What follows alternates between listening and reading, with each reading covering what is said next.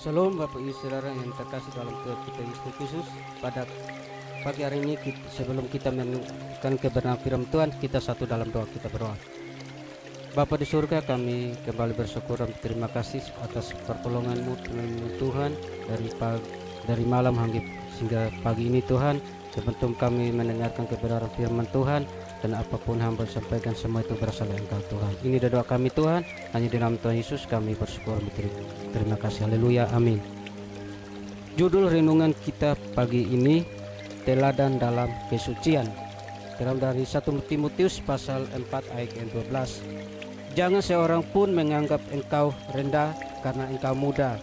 Jadilah teladan bagi orang-orang percaya dalam perkataanmu, dalam tingkah lakumu, dalam kesucianmu. Apa itu teladan? Teladan itu sifat atau sikap yang baik, yang patut ditiru dan patut dicontohi. Mengapa kita harus menjadi teladan? Karena dengan menjadi teladan, kita tidak akan dipandang remeh masih muda. Namun jika kata-katanya dewasa, sikap lemah lembut dan punya prinsip yang baik, pasti akan dihargai dan tidak akan dipandang remeh hanya karena umurnya masih muda.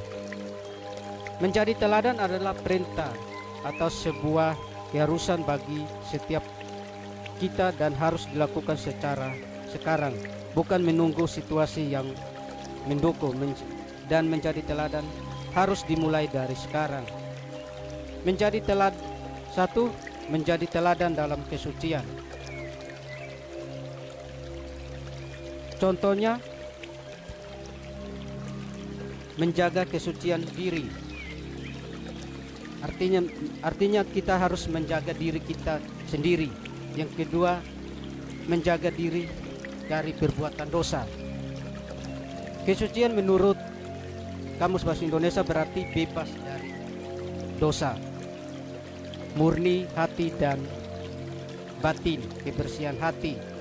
Suci atau kudus dalam bahasa Ibrani kados, artinya bisa dari yang lain untuk digunakan.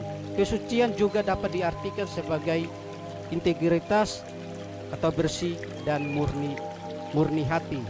Itu terambil dari Mazmur 24 ayat yang keempat, berbunyi, orang yang bersih tangannya dan murni hatinya, yang tidak menyerahkan diri kepada penipuan dan tidak bersumpah palsu.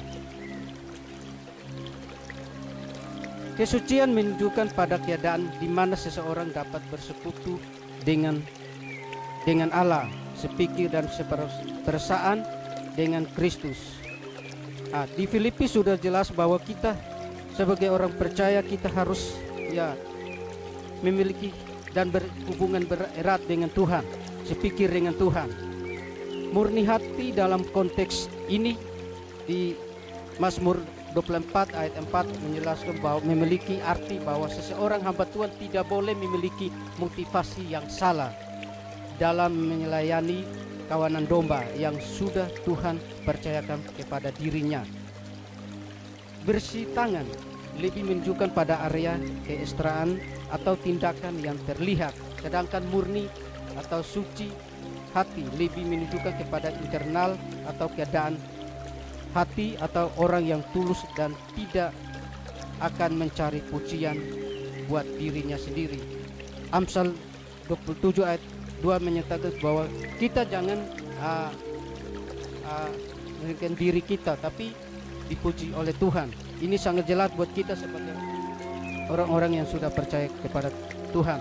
Kesimpulannya, sebagai orang percaya tentu kita menjadi teladan baik yang sesuai dengan firman Tuhan, tidak menjadi teladan buruk yang menantang firman Tuhan. Untuk itu, berhati-hatilah menghadapi situasi dunia yang penuh dengan kecemasan. Jangan hanya oleh sebagai godaan dan kesenangan sesaat, sebab semuanya itu akan membawa kita kepada kehancuran. Bila kita hidup dalam kebenaran firman Allah, semuanya yakin dan Roh Kudus akan memampukan kita dan melakukan semuanya itu bersukacita dalam karena Tuhan akan memperhatikan semuanya itu sebagai bentuk kasih kita kepadanya, maka kita akan menerima kebahagiaan bersama Tuhan. Mari kita satu dalam doa. Bapa di surga, kami kembali bersyukur dan terima kasih atas kebenaran firman-Mu, dan apapun hamba sampaikan itu semua berasal dari Engkau Tuhan. Ini doa kami Tuhan, hanya di dalam Tuhan Yesus kami bersyukur dan terima kasih. Haleluya, amin.